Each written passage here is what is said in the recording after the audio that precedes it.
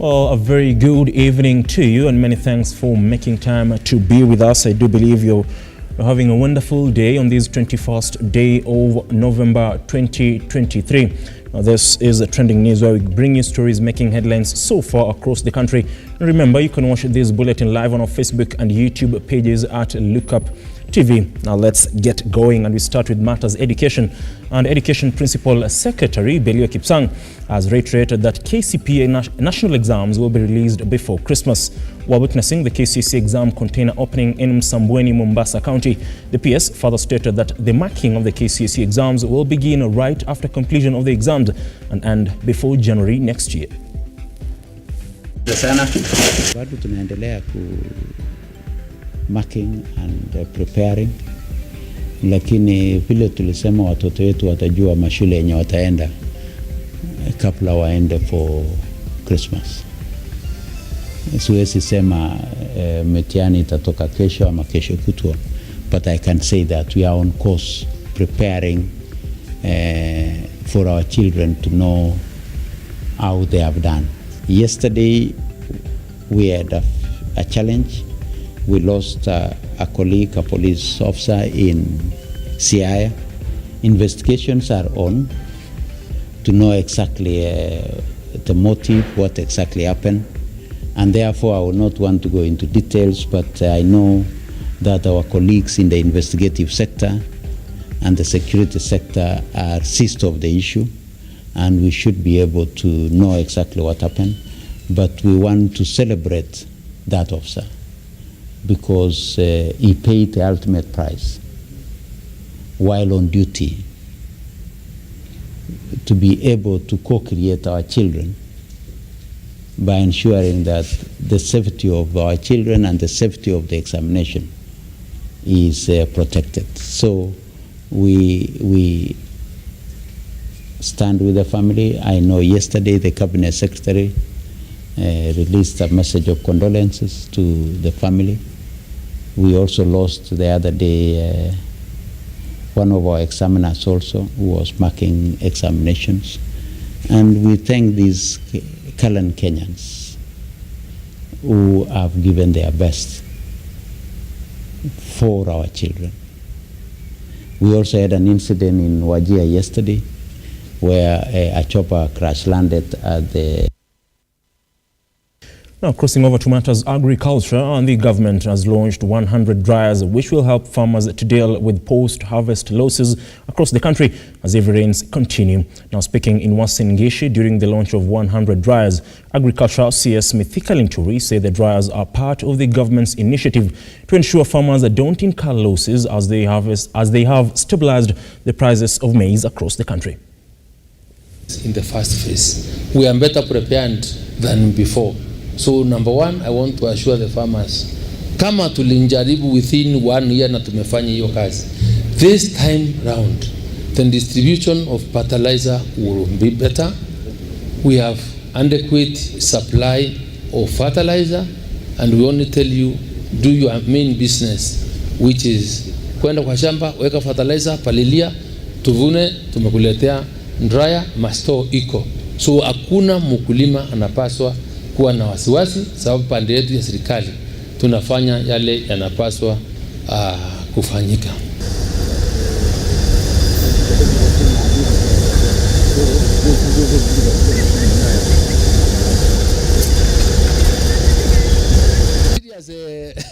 Equipments, they are expensive equipments.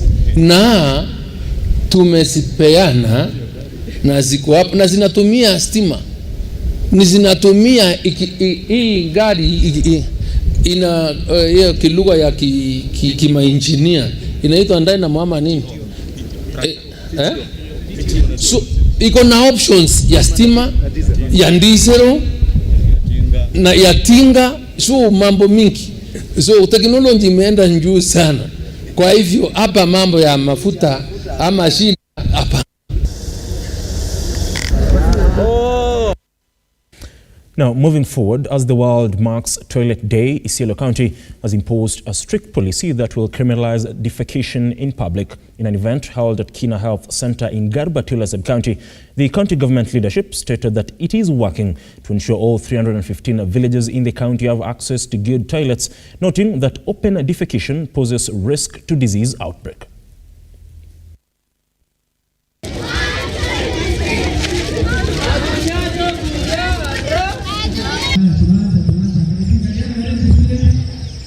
Dunia mzima, the whole world, leo tunasherekea World Toilets Day.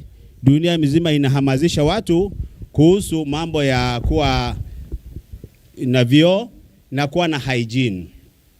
Kwa sababu kuwa na choo ina faida kubwa sana. Kuna mahali katika Martin inaitwa Cherab, kwa Kiswahili inaitwa nini? Kukosa haya. Unataka kujisaidia, unataka kukaa chini, unaangalia nyuma, mtu anakuona, unatembea mpaka unaenda mbali, lakini bado wanakuangalia tu. Kwa sababu kujificha, kujisaidia ni kama kuwa na haya. Kwa hivyo unaambiwa kuwa na vyoo, having toilet and sanitation, sio kwenda kujisaidia peke yake. Nataka kuwaambia leo ya kwamba access to toilet, access kwa vyoo ina faida 3 muhimu sana kwa mwanadamu. Ina faida ngapi? Faida 3 muhimu sana. Ya kwanza, inachunga heshima yako. It protects your dignity. Kwa sababu ukikaa mahali hakuna mtu anakuona, ukijificha ukisaidia, heshima yako imechungwa. Kwa hivyo one of the purpose of good sanitation, kona VIP latrines ama toilets, your dignity kama mwanadamu, it's preserved. Now, Johanna Chacha was once a household name in the media industry, having worked for reputable media stations. He was, however, fired from his job in 2016 due to alcoholism. Well, today, Chacha tells the tale of his struggles with alcohol addiction months after rehabilitation. Katizo kidogo na uraibu wa pombe baada ya kufanya kazi na nikaajiriwa katika kituo cha KTN, nikatoka KTN nikaenda K24 kama reporter, alafu nikapewa tena cheo kama senior political reporter wa upande wa Kiswahili, ambapo nilikaanza sasa kujiingiza kwa masuala ya pombe ambayo mwishowe yalinilemea. Nakumbuka siku ya mwisho ambapo nilifutwa kazi, nilikuwa nimekosa kwenda kazini kwa siku 3 mfululizo.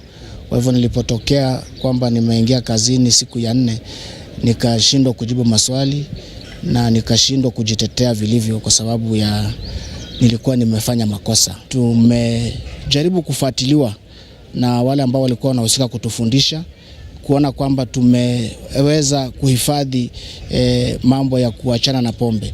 Tumeweza kurudia ile hali ambayo ni ya wanaita sobriety, kumaintain jinsi ambavyo tunaweza kuacha pombe.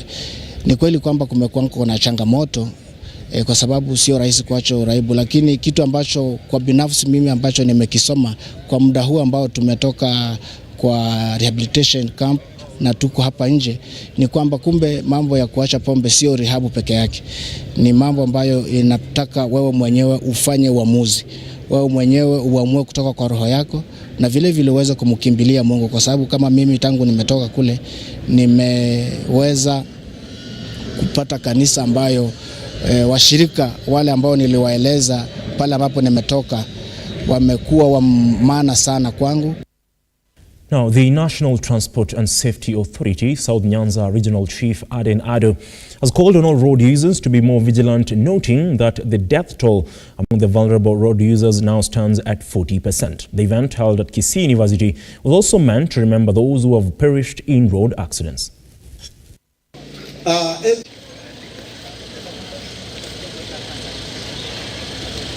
We are commencing. We are talking about 1.3 million lives lost annually, and at the national stage we are talking about 4,500 as per the statistics that is with NTSA and the National Police Service. This is a very worrying trend, and we are bringing all stakeholders, the national government and also the individual drivers and the citizen, to ensure that we impact and we take action A day like today, we are passing the message to all citizens to ensure that we are going to be responsible. We have the various category of road users, individual drivers, we have the riders, we have the motorcycle riders, we have the pillion passengers, we have the passengers. So you should take responsibility in terms of ensuring that you have safety first is paramount. Road safety is a shared responsibility from an NTSA perspective, and all of us, we must have a concerted effort to ensure that we reverse the trend.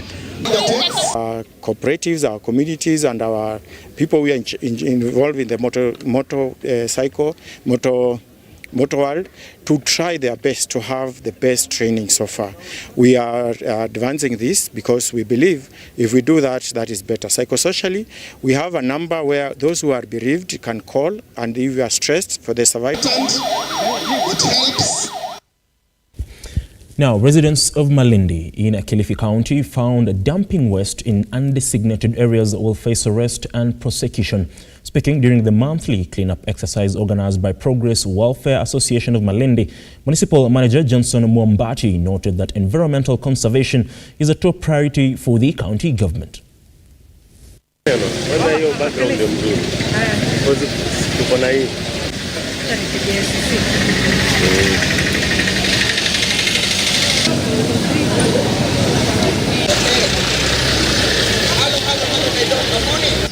Kama municipality, we have already procured our bins. Tushaleta zile bins zetu ambazo tutadistribute katika our trading centers, core areas within the CBD ambazo tulikuwa tumewaahidi kwamba tutafanya hivyo na tushafanya. We're just waiting for the launch by His Excellency the Governor very soon, probably by the end of this month, ili tuweze kuzidistribute within the CBD, ili tuhakikisha kwamba kila mpita njia na kila mwananchi ambaye atakuwa katika mji huu basi asitaabike ama asiweze kurusha takataka hivyo vyote vile, lakini atakuwa kuna mahali ambapo pameegeshwa kwa sababu ya kwenda kurusha takataka yote ambayo labda utakuwa uko nayo ama umetafuna chochote na unahisi ubwage takataka, basi utakuwa kuna mahali special ambapo pametengwa ili wewe uende ukaweze kuangusha hizo takataka. Na wewe kama mwananchi ukishikwa ama ukipatikana unarusha takataka mahali popote ambapo pastahili, basi utashikwa na mkondo wa sheria utachukua mahali pake. Kwa hivyo I want to use our stakeholders to be very vigilant na mwe very careful, kwa sababu hatutaki mujipate kwa mkondo wa sheria ambao hautakuwa na kufavor hata kidogo. Kwa hivyo let us be very careful as we clean our town. We make sure that tuna synthesize our communities. Nataka nishukuru zile teams ambazo zimefika hapa kujumuika pamoja kuhakikisha kwamba mji wetu unakuwa safi na salama.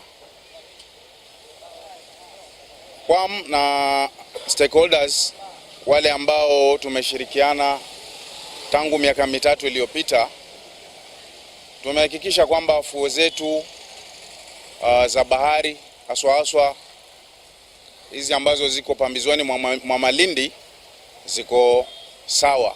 Mbali na fuo za bahari pia tuko huko juu.